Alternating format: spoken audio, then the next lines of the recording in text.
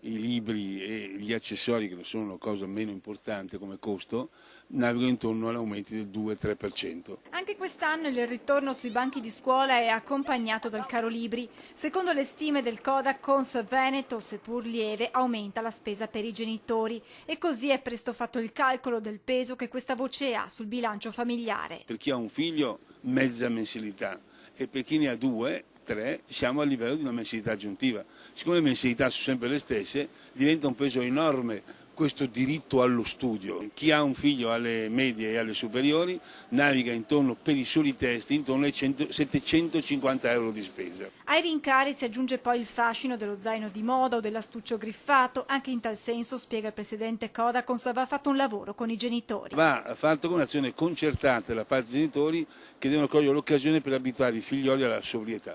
Sobrietà che, spiega Franco Conte, è possibile attuare anche per i libri di testo, facendo ricorso al mercato dell'usato, anche se aggiunge subito dopo. Questo non sempre è possibile. Abbiamo lamentele ricevute di persone che vanno alla stessa scuola, dove c'era la stessa classe, dove c'era un ragazzo prima che metteva a disposizione i libri e non sono in grado, non sono più fungibili con la scelta dei testi di quest'anno. Infine c'è un ultimo, ma non per questo meno importante aspetto che riguarda gli studenti ed è il carico di lavoro, non in senso figurato ma vero e proprio, che devono portare ogni giorno sulle spalle. Quando escono questi ragazzi dalle scuole sono tutti figli di alpini. Devono portare degli zaini da 9, 10, 12 kg. C'è una norma che dovrebbe non far pesare più di 9 kg sulle spalle dei ragazzi e la verificheremo.